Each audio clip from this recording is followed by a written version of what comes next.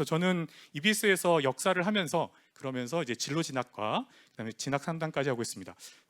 제가 그래도 동안이라는 얘기 많이 듣는데요. 제가 EBS 16년 차입니다.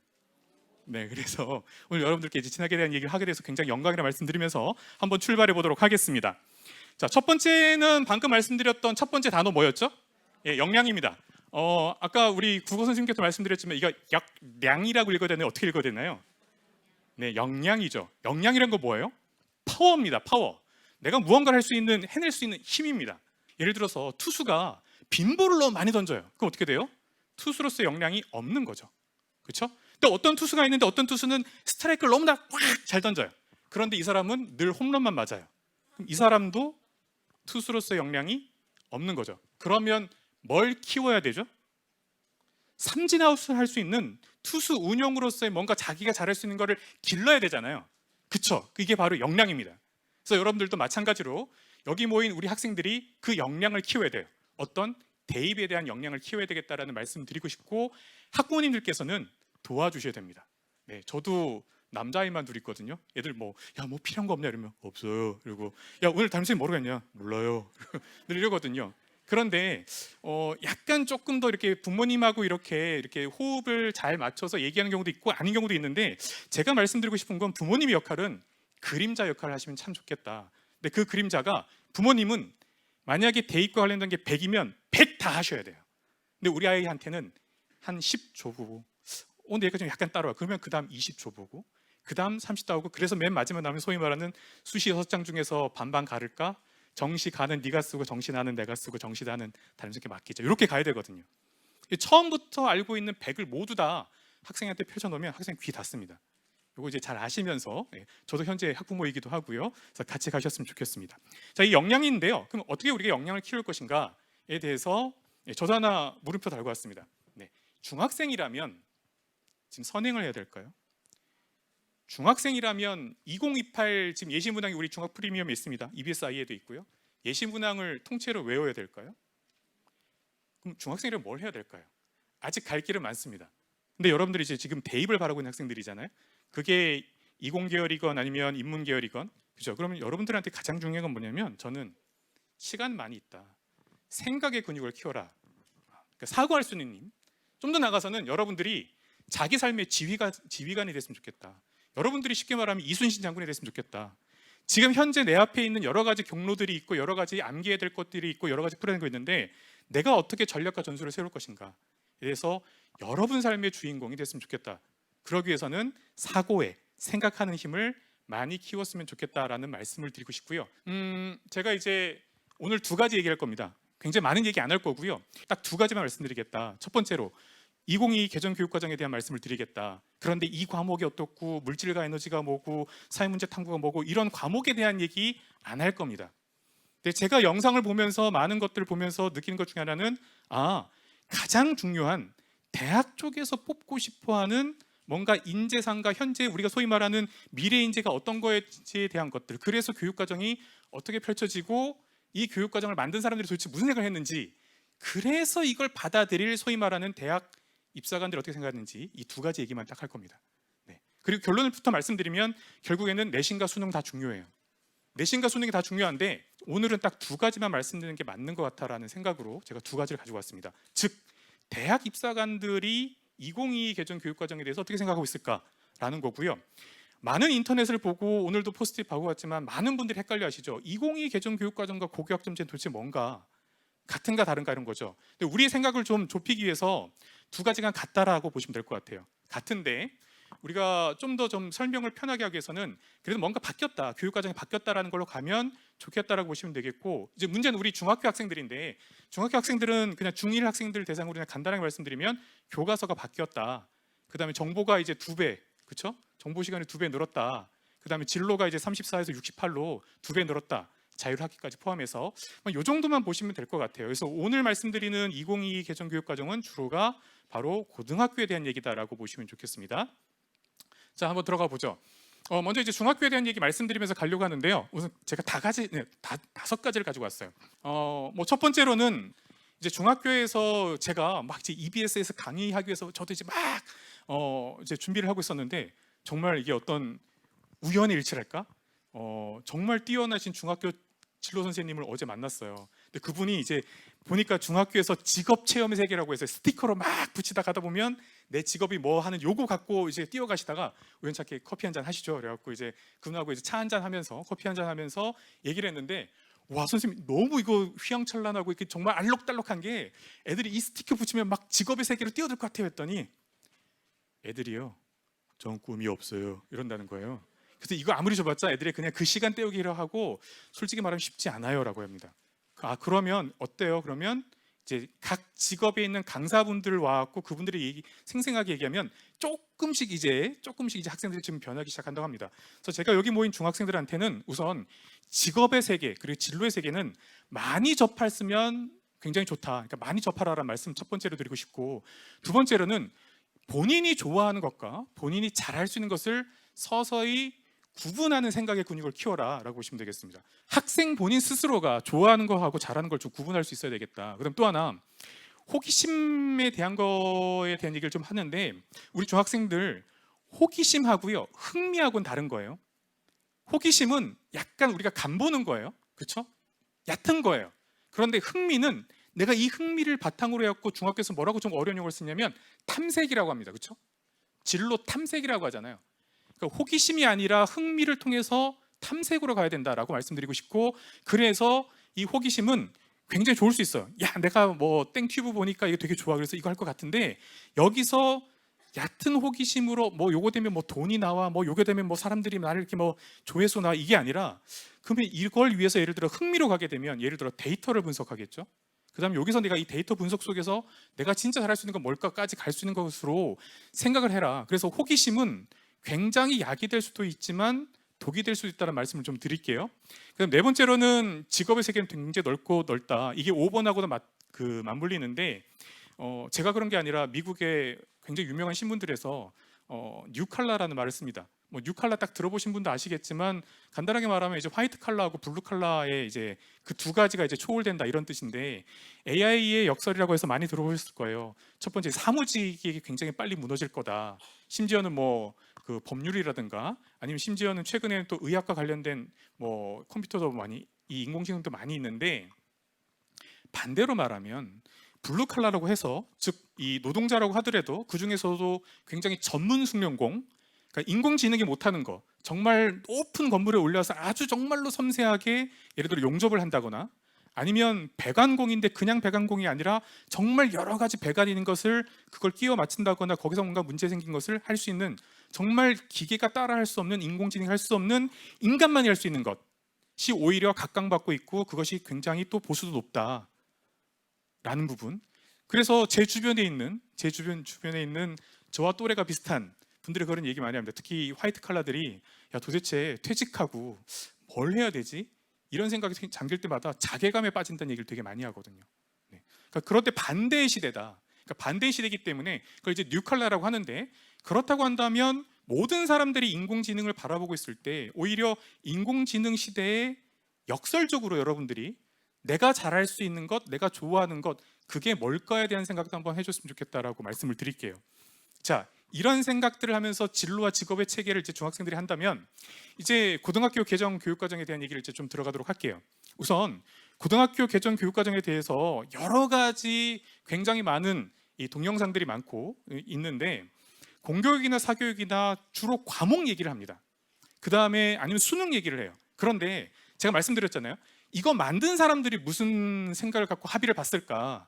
정말 여러분들을 학교에서 많이 자퇴시키려고, 심지어 지금 많이 그런 얘기 하잖아요. 실제로 그렇게 많진 않아요. 정말 여러분들 많이 자퇴시키려고, 여러분들을 골탕 먹이려고 이걸 만들었을까? 그렇지 않다라는 얘기죠. 그래서 첫 번째로 말하고 싶은 건 뭐냐면, 여러분들이 성장해 줬으면 좋겠다라는 거예요. 즉 중학교 때까지 이제 더 이상 의무 교육이 아니에요. 고등학교 1학년에 많은 학생들이 오자마자 그런 생각 되게 많이 해요. 뭐 중학교 때처럼 하면 되겠지, 졸업은 되겠지. 그렇지 않다라는 거예요.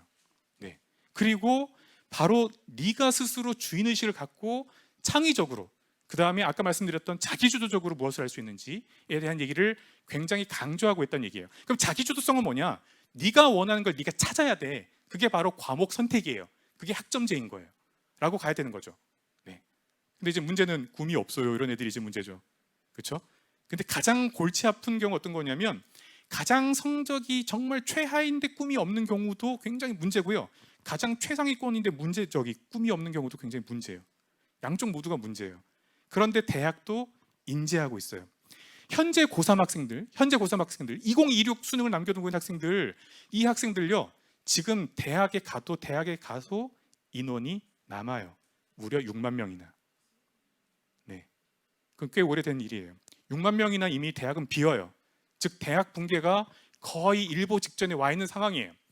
그러면 소위 말하는 인구 절벽의 시대, 그 다음에 한 명 또는 두 명 굉장히 귀한 존재고 그 학생에게 부모님들이 굉장히 많은 관심을 쏟는 이 시대에 여러분들은 어떤 선택을 할 것인가는 더욱더 중요해진 상황이다라고 좀 우리가 봐야 되겠다는 거예요. 더욱더 소위 말하는 인기 있는 대학, 뭐 그걸 이제 여러 가지 표현을 쓰는데 저는 그냥 이렇게만 쓸게요. 서울 주요 16개 대학, 예를 들어 더 미어 터질 거다, 더 경쟁이 높아질 것이다 라는 생각을 좀 해야 되겠다라는 거고, 그 대학들을 나와서 내가 이제 꿈을 이룬다라는 게 아직까지 무너지지 않은 우리 대한민국의 어떤 나름대로의 어떤 그 기반이라고 한다면, 그게 신화인지는 아닌지는 아직까지 모르겠지만 그것이 어떻게 갈 것인지에 대해서는 모든 세대가 합의를 해야 되겠지만, 여전히 좀 전에 말씀드렸던 주요 대학이라는 것들이 살아있다고 한다면, 그런다면 여러분들이 자기주도성을 갖고 있어야 되겠다라고 말씀을 드리고, 세 번째로는 이게 모 대학이 그런 말을 써요. 넓고도 깊어야 된다, 이런 말을 합니다. 그럼 이제 여러분 입장에서는, 그리고 특히 부모님 입장에서는 환장하죠, 그렇죠? 야, 넓고도 깊어야 된다? 도대체 어디까지 해야 되는 거야? 라고 있죠. 잠시 뒤에 말씀드릴게요. 소위 말하는 일반 과목, 진로 과목, 융합 과목까지 아주 켜켜 있는 것들을 어떻게 내가 갈 것이냐라는 것이고요. 그 다음에 이제 이 깊이라는 게 도대체 뭐냐? 학업 성취도 A를 말하는 거냐, 아니면 상대평가 1등급을 말하는 거냐에 대해서 각각이 다르다. 그 사례를 제가 잠시 뒤에 A 대학을 통해서 한번 말씀드리도록 하겠습니다. 자, 그다음 교과 간의 연계와 통합이 나오는데, 교과 간의 연계는 이런 거예요. 예를 들어서 부모님 세대에서 배웠던 뭐 물리나 지구과학이나 이런 것들이 이제 여러 가지 분화된 형태로 나타난단 말이죠. 그리고 그것이 수능하고 맞지 않는 상황. 수능은 고1 때 과목인데, 그러면 고1을 보고 나서 수능을 보는 게 아니라 2년 뒤에 본단 말이죠. 그럼 2년 뒤 동안, 즉 고2, 고3 동안 뭘 할 것이냐에 대한 부분. 그런데 나름대로 학점제라는 것은 단계와 위기가 있단 말이죠. 즉 물리원을 하지 않은 학생이 갑자기 물투 과목 2개를 할 수가 없는 상황이고, 그렇죠? 네. 예를 들어서 한국사를 하지 않은 학생이 갑자기 동아시아사로 뛸 수가 없단 말이죠. 이런 것들의 어떤 학문 간의 나름대로 연계가 되어 있는 것이 반드시 보이고 있고, 또 하나는 그래서 이제 융합으로 간다. 융합과학, 사회문제 탐구, 뭐 수학과제 탐구라는 융합 과목들이 기다리고 있고, 대학은 너 얼마나 이런 융합 과목들을 해낼 수 있니? 그래서 우리 대학에서 넌 정말 인재라고 뽑을까? 라고 바라보고 있다는 얘기죠. 즉 어떻게 보면 험난한 길이고, 또 어떻게 보면 아까 말씀드렸던 넓고도 깊은 학문의 즐거움의 세계로 갈 수도 있겠다라는 것이죠. 이게 사실은 2022 개정 교육과정의 핵심이자 고교학점제의 핵심이에요. 반대로 말하면 이제 누군가 그냥 물을 우물에서 떠주지 않는다는 거죠. 내가 떠먹어야 된다는 얘기죠. 이런 상황이기 때문에 공교육에 계신 어떤 분이 냉정하게 이 교육계 쪽에 있는 관료인 분이 아예 그 얘기를 하더라고요. 더 이상 학생 학부모님들께 제발 고등학교를 나와주세요, 이거 이제 아니다라는 것이죠. 수업 일수 3분의 1 이상, 이게 이제 더 이상 아니라는 것이죠. 네. 물론 이제 그렇다고 해서 자동 유급이 많이 생기느냐, 아까 말씀드렸던 자퇴가 많이 생기느냐, 그렇진 않지만 고등학교라는 것이 예전과 다른 의미를 갖게 됐다는 것을 학부모님과 학생이 명확하게 인지해야 되겠다. 즉 여기 중1, 2, 3 학생들 그냥 졸업이 안 된다는 얘기예요. 네. 그냥 졸업장을 주지 않겠다라는 거예요. 라고 지금 상황이 역전되고 있다는 걸 아주 명확하게 인지를 해야겠다는 것이죠. 자, 그렇다고 한다면 이 네 가지가 있는데, 그러면 이 네 가지에 대해서 우리가 아까 나왔던 것 중에는 맨 처음 우리 다 같이 외쳤던 게 뭐예요? 역량이 아니라 역량이잖아요, 그렇죠? 네, 뭔가 해낼 수 있는 파워, 힘이라는 것이죠. 그 힘이 뭐냐라고 했더니 교육과정에서 아예 명시를 했다라는 거예요. 이런 얘기들을 보통 공교육과 사교육에서 아직 안 하고 있어요. 이걸 먼저 알려줘야 되는 거예요.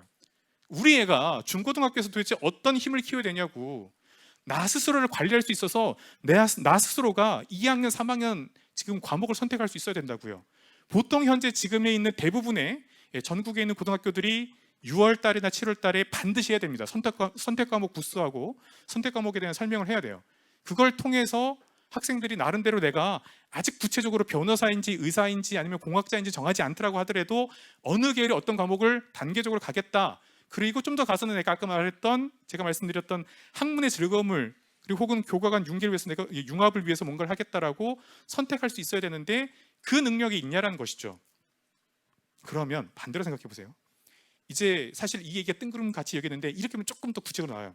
어느 고등학교 가실 거예요? 이게 이제 나오잖아요.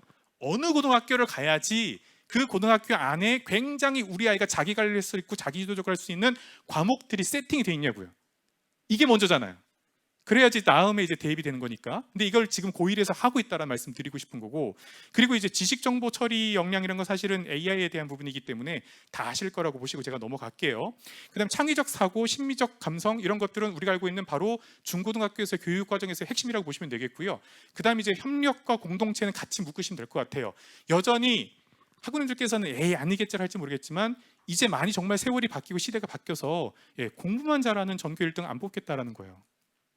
최상위권 대학부터 시작해서 지역 거점 대학까지 정말 얌체같이 혹은 약간 걱정이 되는 내성적인 학생, 그렇죠? 내가 마음속으로는 협력을 하고 싶은데 그게 겉으로 드러나지 않는 학생, 그래서 공부만 잘하는 학생 안 된다는 거죠. 익혀서 와 이런 거죠. 네, 그거 안 익혀오면 이제 안 돼. 시대가 그런 시대가 아니야라는 걸 말하고 있잖아요, 그렇죠? 그래서 여전히 협력적 소통, 공동체 역량이라는 건 남아 있다. 예전에 대학에서 자기소개서 이런 거 보면 꼭 맨 마지막에 쓴 거 있잖아요. 갈등 어떻게 해소했는지, 갈등 관리했는지, 나눔 배려 어떻게 실천했는지라는 부분이 계속해서 남아있다.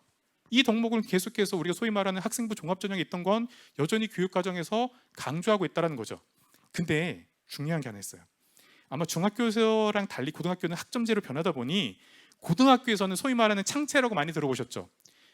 자치자율, 동아리, 그리고 진로 부분이 굉장히 적어요. 18학점밖에 안 돼요. 나머지 170점이 넘는 것들이 모두 다 그냥 과목 선택이고 과목을 이수해야 되는 거예요. 그러면 과목 안에서 어떻게 얘가 지금 협력적 공동체 역량을 보여줄 것이냐, 또 다른 과제가 있는 거죠. 그렇죠? 이 부분도 우리가 좀 생각해야 되겠다. 봉사가 없어지고 있는데 라는 것들이 지금 바뀌고 있다는 얘기예요. 즉 과목 안에서 하라고요. 그래서 제가 알고 있는 최근에 특목고 중에서 여러 가지 소위 말하는 예전에 그 모 대학이 원했던, 즉 하버드대처럼 예를 들어 스포츠도 잘하고 뭐 음악도 잘하고 뭐도 잘하고 모든 거 다 잘해서 그런 것들 세팅했던 학교들이 지금 그게 안 되는 거예요. 왜냐하면 과목에서 보여줘야 되기 때문에. 이 부분은 좀 바뀌고 있다는 얘기예요. 그러니까 이 학생이 어떤 스토리가 있는, 여기서 말하는 스토리가 포인트가 뭐냐면 교육과정 스토리예요. 어떤 교육과정 스토리가 있는 학교에 가서 그 스토리가 있는 학교에서 어떤 과목을 선택했느냐, 이렇게 보시면 되겠습니다. 네, 이게 이제 바로 대학이 발표한 게 아니라 국가가 발표한 거예요. 교육부가 발표한 거예요. 그렇다면 대학은 이제 알고 있는 거죠. 그러면 저 역량을 우리가 갖고 이제 뽑으면 되겠네 라는 것이죠. 그래서 여기에서 가장 편한 말이 뭐냐면 네 글자가 학업 역량이에요. 혹은 학습 역량이에요. 학업 역량이 되느냐라는 것이죠. 정말로 그 힘을 키워서 우리 대학에 오면 바로 얘가 소위 말하는 대학 1, 2학년 과목을 이수할 수 있어? 라는 것이죠. 뭐 예전에 학원이들 많이 들어봤을 거예요.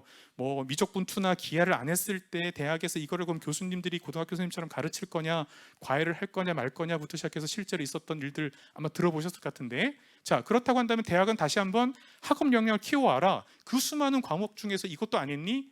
라고 하겠죠. 반대로 학생들 입장에서는 우리 중1, 중2, 중3 학생들이 고등학교 가서 막 한 과목들을 선택하고 나서 이제 학생부 교과나 학생부 종합전형 준비하면 그것도 이제 모아내겠죠.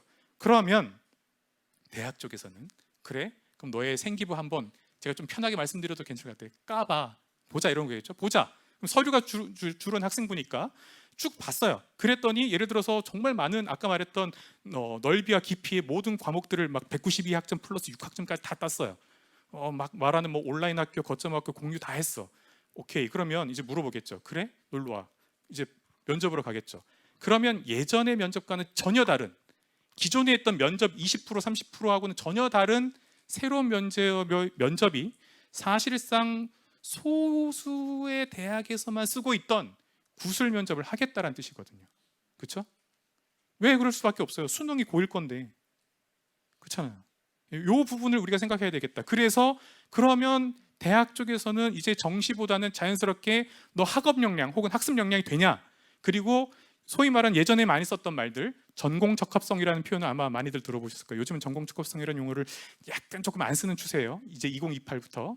그래서 진로 역량이라고 제가 담아왔고, 그리고 공동체 역량으로 학생들 보고 뽑고 싶겠죠. 이게 더 늘어날 거다라는 걸 우리가 생각해야 되겠다라고 보시면 되겠습니다. 자, 그러면 이제 학생들한테 제가 우리 중1, 2, 3 학생들한테는 사실은 되게 어려운 부분이에요. 어려운 부분인데 간단하게 보면 192학점을 3년 내에 따야 돼요. 네. 그런데 고1에서는 보통 9개 과목을 해요. 9개 과목 보면 이제 국어, 영어, 수학, 사회과학, 한국사, 과학탐구 실험, 그다음 음미 중에 하나, 그럼 체육하겠죠. 그래서 9개 과목 보통 된단 말이죠. 이건 마치 학부모님들께 조금 도와주시면 돼요. 야, 원래 대학 가도 대학교 1학년 때부터 바로 전공 과목 안 해. 교양 과목 하시잖아요. 비슷하죠? 요거 이제 공통하면 그다음 2학년, 3학년 때부터 쫙쫙쫙 선택 과목이 가겠다는 것이죠. 네. 그런데 그러면 이제 문제는 좀 전에 말씀드렸던 것처럼 지금 우리 대한민국에 있는 대다수 고등학교 1학년에서 선택 과목 부스 그리고 설명이라는 걸 한다고요? 이미 했고 저희도 이미 했고요. 그럼 거기서 이제 학생들이 이제 뭘 해야 되냐면 꿈이 없어요가 안 먹힌다는 게 이제 문제가 등장하는 거죠. 최소한 어느 계열, 내가 뭐 변호사이든 판사든 뭐 의사든 이게 아니라 이공 계열이든 인문 계열이건 사회 계열이건 상경 계열이건 이제 어느 정도를 적어야지. 혹은 아까 났던 중학교 때 여러분들이 여러 가지 했던 진로 직업 체험에 대한 것들을 선행이 돼야지만 과목을 선택할 수 있다는 얘기죠.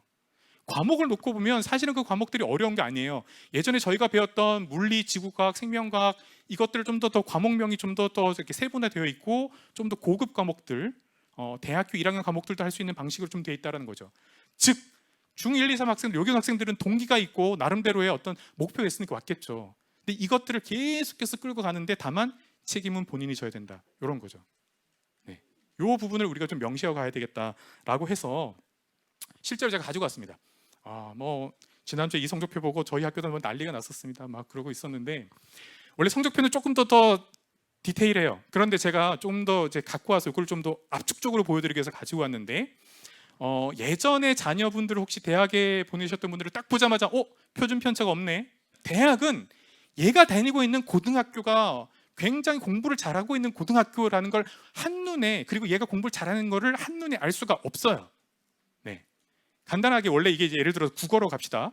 국어라고 했으면 이제 국어 중학교도 똑같을 거니까 국어 있고 가로 열고 여기 숫자가 4 적혔어요. 4학점짜리라는 거예요.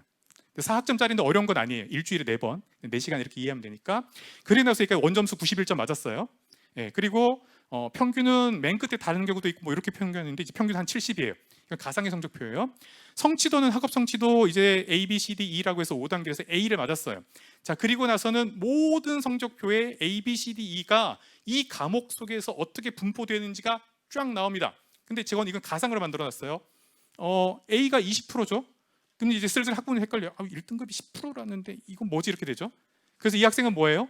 비록 절대평가 A지만 실제로 이 학생 어떻게 된 거예요? 2등급인 거죠. 2등급인 거죠. 그럼 이제 대학 쪽에서 생각하겠죠. 여기 특목고야? 자사고야? 10%짜리들만 1등급 10%라며 걔들만 A여야 되는데 지금 얘는 뭐예요? 20%의 A짜리이고 2등급이잖아요. 그럼 어떻게 된 거예요? 와, 얘네 학교 공부 잘한 학교네. 그렇죠? 네, 공부 잘한 학교라서 됐나? 아니면 이 학교 성적 부풀리기인가? 여러 가지 생각을 하겠죠 이제. 그렇죠? 예전처럼 뭐가 없다고요? 아까 말했던 표준 편차라는 게 없기 때문에 입사관들이 이제 볼 거예요. 근데 요 과목만 보진 않겠죠. 혹시 이 과목만 그런 게 아니라 뭐 영어도 보고 다른 것도 봤더니 A라는 거 보니까 야 그렇네. 그러니까 이 학교가 어떤 학교인지 이제 추정을 하기 시작하겠죠. 왜냐하면 고등학교 블라인드기 때문에 이 학교가 일반고인지 특목고인지 자사고인지 모른다고요. 요게 하나 학점제에서는 좋은 점이에요. 그러니까 일반고라고 하더라도 예를 들어서 나름대로 교육과정만 잘 짜면 자사고 뺨칠 정도의 나름대로의 교육과정만 잘 편제하고 그걸 운영하면 아까 말씀드렸던 제가 조금 말씀드렸던 이 스토리상으로 이해가 되는 거예요. 그래서 괜찮은 학교다라고 봤고요. 제가 최근에 좀 흥미로운 걸 봤는데 어떤 학교는 A가 40%인 학교도 봤어요. A가 40% 봤고 제가 딱 쓰는 순간에 이 학교 시험 되게 쉽게 냈나 보다 라고 해서 봤거든요. 근데 아니었어요. 네, 그 학교 애들이 공부를 너무 잘하는 학교였어요. 근데 그 학교가 일반고였어요. 왜냐하면 교육과정이 너무 좋아서. 그래서 DE가 거의 없어요. 이런 경우도 있겠더라. 그러면 저는 그 고등학교가 어떤 고등학교 이름을 알고 어떤 뭐 있으니까 알겠지만 대학은 모를 거 아니에요. 블라인드니까. 그럼 첫 번째 제가 말씀드렸던 것처럼 다른 과목을 보겠죠. 그럼 이 학교가 명문 고등학교고 교육과정을 잘 편제했는지 아닌지를, 그리고 혹은 성적 부풀리긴 아니더라도 뭔가 시험이 쉬운 거 아니야? 라고 생각할 수 있잖아요. 그럼 이 입학사정관은 뭘 볼까요? 실제로는 어떻게 하냐면 이 학교의 국어 영어 점수가 아니라 이 학교 전체의 제가 넘어질 뻔했습니다. 전체의 교육 과정을 봅니다. 교육 과정을 봤더니 1학년 과목은 이렇게 돼 있고 2학년 3학년까지 봤더니 소위 말하는 특목고가 아님에도 불구하고 뭐 예를 들어서 고급 과목, 고급 화학, 고급 물리 뭐 이런 거 들어보셨나요? 네, 원래 자사고만 있던 거. 이거 일반고 지금 가능합니다. 그런 것까지 있어요. 봤더니 이 학교 굉장히 교육 과정을 잘 짜서 학생들이 나름대로 몰렸구나. 그런 얘기 들어보셨죠? 작년에 서울에 굉장히 유명한 자사고가 오히려 미달되고 오히려 일반고 중에서 어떤 데 좀 높았다 이런 경우도 들어보셨을 거예요. 그게 바로 교육 과정 때문이라는 것이죠. 자, 그리고 거기 보면 지금 수강자 수가 나와 있죠. 네, 하나 보시고. 자, 그래서 이렇게 성적표 이렇게 생긴 거예요. 네, 나오고 석차 등급 나오고. 다만 석차 등급이 안 나오는 과목들이 있습니다. 진로라든가 아니면 융합 과목들 안 나옵니다. 그리고 오늘 오신 분들의 물론 나중에 이거는 다 같이 보겠지만 좀 더 팁을 드리면 온라인 학교, 그 다음에 거점 학교, 그 다음에 공유 캠퍼스 세 가지 과목들은 다 절대평가입니다. 즉 학업 성취도밖에 표시되지 않습니다. 네. 요게 아니면 5인 이하면 절대평가예요. 5인 이하로 나오기는 굉장히 쉽지 않거든요. 저게 좋은 과목인데 다 듣겠죠, 그렇죠? 그래서 제가 좀 전에 말씀드렸던 온라인 학교, 공유 캠퍼스, 거점 학교는 절대평가다. 여기 꽤 대학들이 좋아할 만한, 그리고 우리 아이가 미래에 펼칠 때 되게 좋은 과목들이 꽤 나름대로 있다더라. 이걸 운영할 수 있는 고등학교를 찾으셔라 라는 말씀을 제가 드릴게요. 세 가지. 자, 그래서 이렇게 성적표는 구성되어 있다고 보시면 되겠고요. 자, 요건 뭐냐면 요건 교육청과 선생님들 입장에서 어떻게 새로운 2022 개정 교육과정을 끌고 가시고 세특을 적을 것인가에 대한 얘기예요. 당연히 세특 보겠죠. 그러면 원래 세특에 대한 나름대로의 가이드라인이라는 게 있어요. 그러니까 뭐냐면 이제 내신을 절대평가로 가는데 절대평가라는 건 굉장히 중요한 의미가 있어요. 더 이상 내가 내 앞에 애보다 잘하냐 못하냐 갖고 평가하지 말자라는 것이죠. 얘가 이순신을 알고 있느냐 모르냐, 예를 들어, 아니면 좀 더 가서 프랑스 혁명에서 예를 들어 프랑스 혁명에서 루이 16세가 어떻게 쫓겨나게 되는 과정을 알고 있는지를 먼저 목표를 잡자는 얘기예요. 그 전까지는 프랑스 혁명에서 예를 들어서 뭐 여러 가지 단계가 있는 걸 하나 맞추는 거, 뭐 혹은 로베스피에르라는 사람 맞추는 거, 요게 중요했으면, 한국사에서 임진왜를 맞추는 게 중요했으면 이게 요거 갖고 이제 얘기를 하는데 요게 중요한 거예요. 그러니까 그 전까지는 예를 들어서 어떤 애가 내 앞에 애가 한 문제를 더 맞춰서 혹은 0.5점 차이로 그래서 우리가 서열을 매겼는데 이게 교육이냐라는 것이죠. 그러니까 2022 개정 교육과정을 만드신 분들은 지금 우리 애가 절대평가나 상대평가보다 우리 대한민국 교육에서 최소한 우리가 합의를 봐서 이순신은 알아야 되는 거 아니냐? 혹은 더 나가서 임진왜란이라는 사건이 어떻게 입체적으로 총체적으로 중국의 명나라가 오고 일본이 왜 오고 뭐 이런 것들을 아는 애면 A로 잡자라는 것이죠. 다른 애 신경 쓰지 말고 이게 교육 아니야? 라는 거예요. 그래서 그 기준들을 먼저 세워야 돼요. 거기에 따라서 A와 B와 C와 D와 E가 어느 정도 수준인지 쓰시고 이걸 갖고 과세특을 쓰라는 거죠. 다만 그러면서 과정평가니까 이 과목을 갈 때 한국사에서 임진왜란만 하는 건 아니고 또 나름대로 끌고 가기 때문에 그래서 중요한, 그리고 최근에 제가 좀 의심 섞인 눈으로 보고 있는 왜 사교육이 갑자기 수행평가를 걸고 넘어질까 얘기했는데 수행평가가 중요한 거예요. 더 이상 과제형 수행평가는 거의 없어졌어요. 물론 퀴즈형은 남아있긴 하지만 수행평가가 공교육에서는 굉장히 핵심인 거예요. 심지어 절대평가를 주장하시고 교육학적으로 굉장히 나름대로 소중하게 여기시는 분들은 뭐라냐면 수행평가를 2번이건 3번이건 4번이건 보자라는 거예요. 왜냐, 수행평가니까 걔가 틀렸으면 수행평가를 계속해서 얘가 맞게 하는 게 그게 교육이지 수행평가로 서열 매기는 게 수행평가냐? 라고 주장하는 거예요. 이게 새로 바뀐, 그래서 제가 학점보다 교육과정의 말을 쓰는 거예요. 교육과정의 의미가 뭐냐면 이 아이가 교육적으로 A라는 코스까지 혹은 B, C, D에서 목표 기준에 도달했느냐 안 했느냐를 세특해서 주라는 거죠. 이게 학교와 교육부 입장인 거예요. 이걸 먼저 이해하셔라는 말씀을 드릴게요. 네. 그 다음 뭘 봐야 되냐면 이제 수능을 봐야 되겠죠. 그럼 수능으로 가자. 자, 그러면 수능에 대한 얘기로 가려고 하는데 수능을 만든 사람들의 입장을 좀 우리가 이해할 필요가 있어요. 수능을 만든 사람들의 입장은 뭐냐면 우선 국어, 그렇게 어려웠던 언어와 매체 뺐잖아 이런 거죠. 아까 국어 선생님 매체 얘기했던 거 기억나요? 매체? 네, 나왔습니다. 이제 언어와 매체가 없어요. 그런데 기존에 국어에서 극강의 언어와 매체가 있었는데 이거 선택했던 상당수 애들이 이공계 애들이에요. 네, 근데 이거 없앴단 말이에요. 그럼 소위 말하는 그냥 국어를 좋아하고 그냥 인문 계열의 국어 학생들 충분히 된다는 말이죠, 그렇죠? 수학, 미적분투하고 기하가 빠졌어요. 철저하게 문과 수학이에요. 철저하게 문과 수학이에요. 이걸 만든 사람들은 철저하게 그냥 문과 수학이라고요. 물론 문과 수학 중에 수포자 많기도 해요. 하여튼 그렇지만 문과 수학이라고요. 자, 그러면 미적분투하고 기하가 빠졌다고요? 그런데 이것도 이제 학부모들께서 제가 양쪽 들어봤더니 한쪽 이런 거예요. 확통 갖고 어렵게 충분히 낼 수 있어요 라고 한쪽에서 얘기하더라고요. 근데 이쪽에서 뭐라 그러냐면 공교육 쪽에서 저쪽은 그러면 저게 또 다른 불안 마케팅이다. 확통을 어렵게 내기 위해서 미적분투하고 기하 뺀 게 아니다라는 거예요.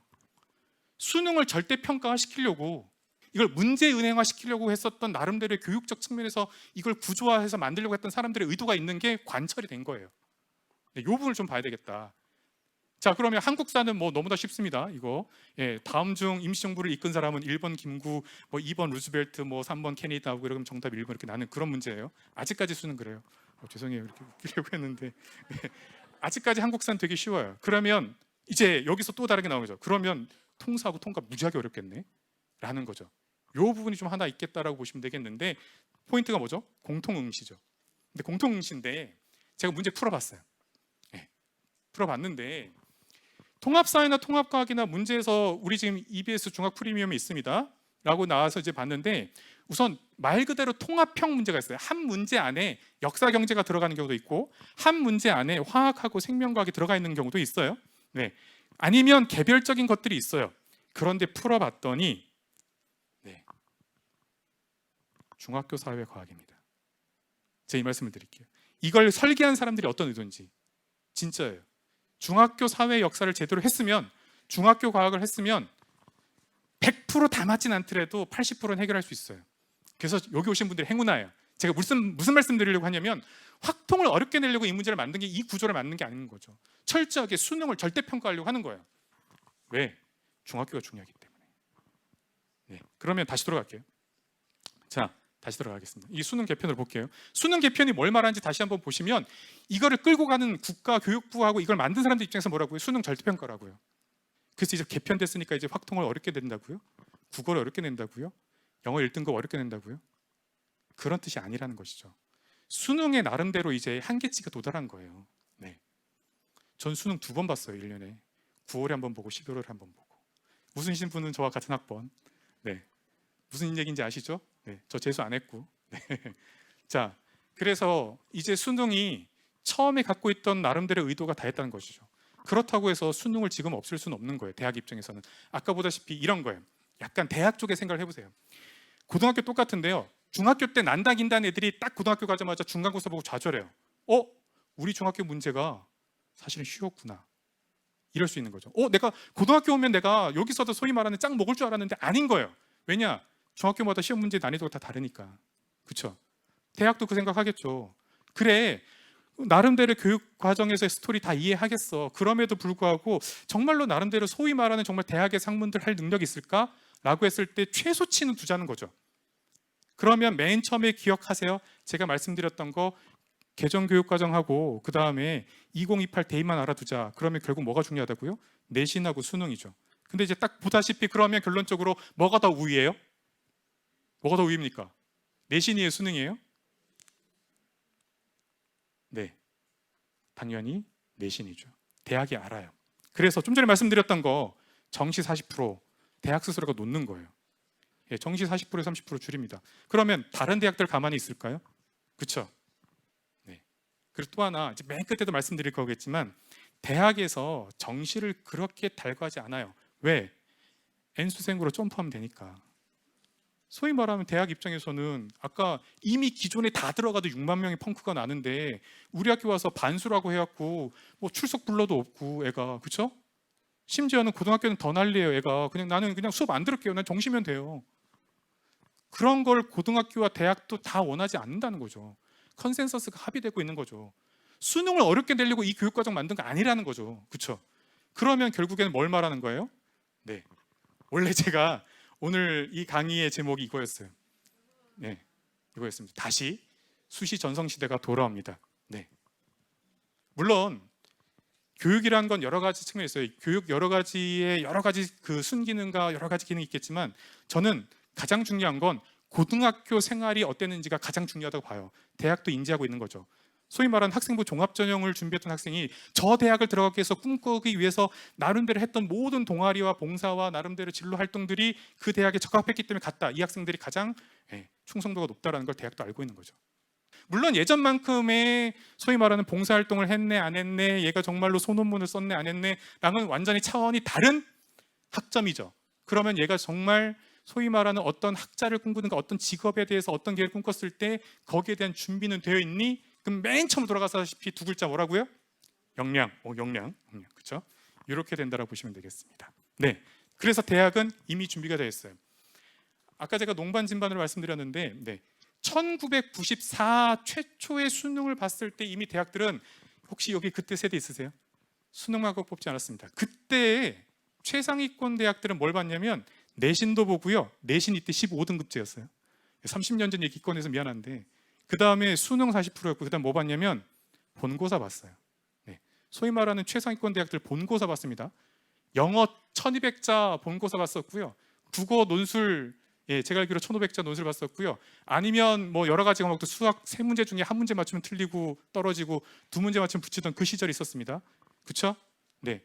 대학들은 이미 다 준비가 되어 있어요. 본고사 해봤어요. 심지어 말하는 구술, 제시문 면접 이미 노하우가 쌓여 있어요. 그리고 점점점 주요 대학에서 논술은 이미 1만 명 정도 뽑고 있는데 대학들 할 줄 알아요. 네. 그런데 학점제래요. 학점제인데 나름대로 대학에서 아까 말씀드렸다시피 A, B, C, D도 있고 나름대로 1, 2, 3, 4, 5도 있는데, 자, 진로하고 융합이라는 과목들이 있습니다. 소위 말하면 굉장히 어려운 과목들이 있어요. 이 어려운 과목들은 대부분 어떻게 되냐면 절대평가가 돼 있단 말이죠. 그러면 소위 말하는 얘가 어떤 고등학교에서 기하라는 정말 어려운 과목하고 미적분 2를 했어. 그럼 대학 입장에서는 이거 정말 미적분 2하고 기하 얘가 소화해낸 능력을 어떻게 하겠어요? 면접을 보건 논술을 보건 어떤 형태는지 어떻게 하겠어요? 확인하겠죠. 네, 그렇죠. 이게 가능하단 말이죠. 그러니 이 세 가지가 올라갈 수밖에 없다는 거죠. 그럼 이 세 가지가 올라가면 고등학교 입장에서는 굉장히 당혹스럽느냐? 당혹스럽지 않다라는 거예요. 왜? 고교학점제니까. 나름대로 아까 말씀드렸던 위계와 그 다음에 연계와 융합을 각 학교마다 해놨으니까 라는 것이죠. 네. 자, 그런데 제가 요거 말씀드리고 3개 대학 보여드리려고 하는데요. 아직 준비가 안 됐어요. 그래서 중학 프리미엄을 저를 다시 한번 또 부르셔야 돼요. 네. 기본 사항이 8월에 나오고요. 각 대학별에서의 모집 요강은 내년 4월 말에 나옵니다. 그래서 아마 공교육이건 사교육이건 내년 5월에는 더욱더 많은 분석들이 나올 것 같아요. 그런데 예정돼 있고요. 현재 다 나와 있는 거 가지고 제가 좀 몇 가지 좀 설명을 드리려고 A 대학을 하나 가지고 왔습니다. A 대학을 보니까 맨 처음에 딱 넣은 게 뭐죠? 역량 평가죠. 우리 같이 외쳤던 기억나세요? 역량, 자기주도성, 깊이, 융합 기억나십니까? 그래, 그거대로 뽑을게라는 것이죠. 그것도 70% 이상. 심지어 수능 최저도 없애겠대요. 이 대학은. 네. 자신 있다는 거예요. 왜냐하면 노하우가 있으니까. 네. 정시 이 대학은요.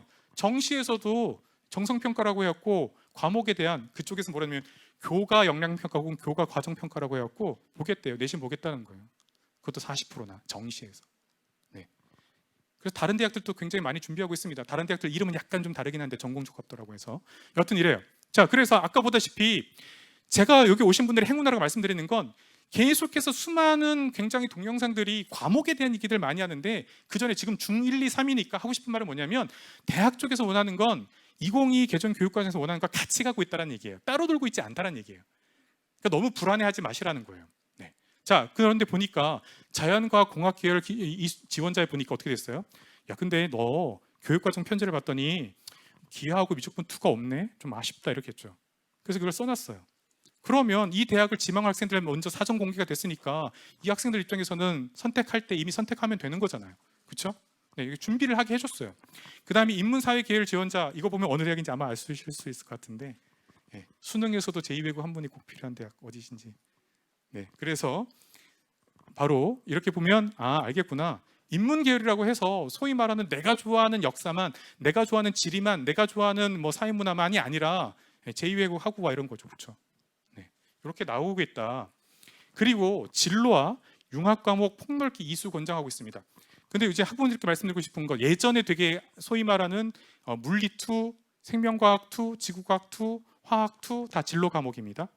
예, 그다음에 이제 융합 과목이 있겠죠. 이렇게 나오는 것이죠. 융합과학, 아까 말씀드렸던 융합과학이라고 있어요. 사회문제 탐구라고 있어요. 수학과제 탐구라고 있습니다. 각 영역마다 다 있습니다. 창의공학 설계라는 것도 있어요. 기술과정에. 네, 다 그런 과목들이 있습니다. 그러면 재빠르게 중1, 2, 3 학부모 입장에서는 뭐가 중요한 거예요? 아마 제가 나중에 이미 질문을 들었던데 어느 고등학교가 좋은 고등학교예요? 혹은 어느 고등학교를 가야 돼라는 게 나올 수밖에 없죠. 즉 일반고냐, 특목고냐, 자사고냐, 혹은 특성화고냐 이렇게 나올 수밖에 없는 상황이 벌어졌다. 이렇게 좁혔으면 좋겠고요. B대학으로 갈게요. 자, B대학은 제가 요거는 이제 컴퓨터 공학과로 이제 갖고 왔는데 여기 보면 대수 미적분 1 확률과 통계 있다가 미적분 2 기하가 핵심 과목하고 권장 과목 이렇게 나눴어요. 그 이제 이러면 이게 또 아까 대학이랑 약간 다르죠. 뭐가 등장해요? 핵심과 권장 과목으로 나눠놨죠. 여기서 이제 문제가 생기는 거예요. 대학이 약간 주도권을 쥐고 가기 시작하는 거죠.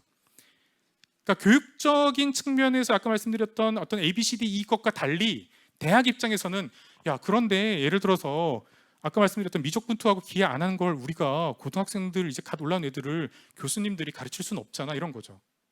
가르치고 와 이런 거죠. 이 부분은 어쨌거나 좀 더 드러나야 되겠지만 어쨌거나 이렇게 갈 가능성은 매우 높다라고 보시면 되겠고요. 그런데 하나 더 있죠. 근데 학점제 선택이라며 그러면 인공지능 수학도 해와 이런 것이죠. 네. 인공지능 수학은 굉장히 수학에서 굉장히 높은 과목 중에 하나예요. 네. 이렇게 되는 것이죠. 아니면 어딘데 보면 이제 고급 수학도 있고 막 그래요. 아니면 고급 미적분도 있고. 네. 고급 들어가면 대학교 1학년 과목이에요. 네, 그런 게 이런 게 있고 그다음 보니까 기계공학과 봤더니까 물리학 다음에 역학과 에너지 전자기하 양자라고 되어 있습니다. 요게 물리 2 과목이에요. 지금 물리 2는 2개로 쫓겨났어요. 그래서 물리 2를 예전에 2 과목들 물화생지 2 이렇게 말씀드릴게요. 물화생지 2를 원래 1년 동안 배웠는데 이거를 쪼개놨어요. 한 학기 하나씩 해야 돼요. 그래서 예를 들어서 밑에 보면 역학과 에너지하고 전자기하 양자라는 과목이 있어 라고 해놨죠. 요건 이제 진로 과목인데 소위 말하는 물리 2 과목을 좀 쪼개놓은 거예요. 요거 선택하고 그 다음에 흥미롭게도 야 이건 해야 돼라고 밑에 있는 게 뭐냐면 화학 2예요. 화학 2 다 하고 와 이런 거죠. 권장이긴 한데 물질과 에너지하고 화학 반응의 세계 2개가 예전에 화학 2 1년 동안 배우던 걸 과목 2개로 나누는 거예요. 네. 학생 입장에서는 쉽지는 않다라는 것이죠. 네. 물론 진로 과목이고 1, 2, 3, 4, 5등급이 아니라 ABCD 평가긴 해요. 절대평가긴 하지만 그래도 권장 과목 해놨는데 이비대학 굉장히 높은 대학이에요. 소위 말하는 주요 대학 중에 하나예요. 그럼 학생들은 할 수밖에 없겠죠. 그렇죠? 이런 걸로 좀 변했다. 그러면 다시 돌아가서 학생과 학부모 입장에서는 저런 과목들을 소위 말한 깔아놓은 고등학교를 찾을 수밖에 없잖아요. 네. 이렇게 되는 거죠. 이 문제가 생겼다. 네. 자, 이거는 이제 문과 하나 보여드리려고 CDR을 갖고 왔는데요. 문과 이제 경제학과입니다. 경제니까 당연히 뭐가 중요해요? 경제 과목이 중요한 게 아니고 뭐가 중요하니까 수학이 중요하죠. 네, 수학이 중요합니다. 네. 그럼 여기서 이제 문제가 하나 또 생겨요. 여기서 이제 어떤 거 생기냐면 인문계 학생들이에요. 인문계 뭐 사실은 소위 말하는 지금 고등학교에서의 문과와 뭐 이과의 어떤 구분이 없다고 하지만 결국 대학 선택했을 때는 인문사회계냐 상경계냐 뭐 이런 것들을 이제 선택해야 되는데 예를 들어서 공통수학하고 소위 말하는 수원 수투까지는 그러니까 아까 말했던 대수하고 학통까지는 같이 듣는단 말이에요. 같이 들으니까 이공계로 갈 학생들이 더 높을 거 아니에요. 이게 이제 딜레마인 거예요. 그럼 이걸 어떻게 해결할 것인가? 그 학부모 입장에서는 현실적으로 이렇게 찾겠죠. 첫 번째, 그 학교의 전체에 우리가 보통 이제 전교생이라고 하잖아요. 전교생이 많은 학교를 찾겠죠, 그렇죠? 내신 따기 위해서. 두 번째, 인문계 학생들의 특화된 곳이 많은 걸 찾겠죠. 그래서 작년에 외고, 국제고의 인기가 높았어요. 네. 왜냐하면 내가 이공계들한테 내신을 깔아줄 수 있을 이런 상황을 벗어나야 되니까. 그럼 덩어리 큰 학교로 가든가 아니면 정말로 문과 애들이 특화된 데 가서 내가 문과 애들 속에서는 경쟁력 있어 이렇게 가겠죠. 이런 문제가 이제 이게 문제일지 아닐지 모르겠는데 이런 일도 생기더라라는 것이죠. 그러니까 즉 순수했던 학점제보다는 우리 아이가 내신을 얼마나 잘 딸 수 있는가에 대한 부분으로 이게 약간 바뀌는 현실적인 문제가 드러날 수밖에 없다는 거죠. 그다음 미디어 커뮤니케이션 학과를 갖고 온 건 왜 갖고 왔냐면 미디어지만 정치와 법, 경제도 해야 된다라는 것이죠. 뭐 사회문화 당연히 해야 되겠고 이게 뭐냐면 인문 계열에서 편식하면 안 된다라는 거예요. 그래서 오히려 인문 계열을 이렇게 조사해 보면 조금 더 선택 과목에서는 좀 애매하지만 폭넓게 해야 된다. 경영학과 하는 학생도 질이 들어야 되고 예를 들어서 법을 알아야 되고 뭐 이런 상황인 거죠. 조금 문과가 조금 더 약간 집중 선택과 집중해서 조금 다른 모습들이 좀 나타난다라고 보시면 될 것 같습니다. 그런데 제가 이 얘기를 해드릴게요. 아까 맨 처음에 농담 반 진담을 하신 기억나세요? 꿈이 없어요. 그러는. 네, 꿈이 없는 걸 대학도 잘합니다. 네. 그리고 고교학점제를 교육적으로 비판하시는 분들 중에 많은 분들이 중고등학교 때 그렇게 6년간 한다고 해서 한 사람의 우리가 조금 더 가치 있게 철학적으로 실존적인 그 학생의 나름대로 진로라는 것이 딱 집어서 나오는가? 부모님들 그러셨어요? 저 고3 1학기 때 돼서야 제가 역사 쪽으로 가겠다라고 생각했거든요. 대학 들어가서 저희 과가 60명 정원이었는데 지금 현재 역사로 먹고 사는 친구가 5명밖에 안 되거든요. 물론 시대가 많이 바뀌었으니까 더 이런 것들을 보완하고 있지만, 그러니까 대학도 아는 거예요. 그래서 대학도 최근에 무전공, 자유전공학부, 전공자율선택제가 늘어나고 있긴 해요. 또 하나 현실적으로 들어왔던 애들이 아까 말씀드렸던 N수생들이 여전히 10만 대군이 넘는 학생들이 있는 거예요. 그러다 보니 그래 그럼 들어와서 선택해 라고 문을 열고 있는 것이죠. 또 하나 예전에 지금 현재 시스템에서는 많은 대학들이 썼던 말이 전공 적합도예요. 내가 예를 들어 변호사 되려면 1학년 때부터 그 변호사 관련된 과목 쭉 들어야 되고 난 꿈이 계속해서 변호사인 걸 쫙 밝혀야 돼요. 그렇지 않다라는 거예요. 그걸 대학도 이해하고 있다라는 거예요. 네, 그래서 전공 적합도란 말을 최근에 웬만한 대학들이 안 쓰려고 해요. 그냥 전공 역량이라고 써요. 네, 이렇게 이해하시면 되겠다. 그래서 대학도 이해하고 있기 때문에 점점점 늘어나고 있다고 보시면 되겠습니다. 이 현상이 일어났기 때문에 그래서 대학도 현실적인 여건과 그 다음에 나름대로 대학 입장에서도 이게 소위 말하는 융합적 측면이 있기 때문에 알고 있다라는 거예요. 그래서 이것도 여기 오셨기 때문에 잊지 않으셨으면 좋겠고요. 그래서 오신 김에 하나 더 준비했습니다. 네. 현재 고1 학생들이 42만 있고요. 중3부터 중1까지 점점 늘어납니다. 그러다가 초6 되면 빡 떨어집니다. 네. 이런 문제가 생깁니다. 네. 그래서 여기 중1 학생들 되게 많은데 여기다가 보통 한 15만 더 하시면 될 것 같아요.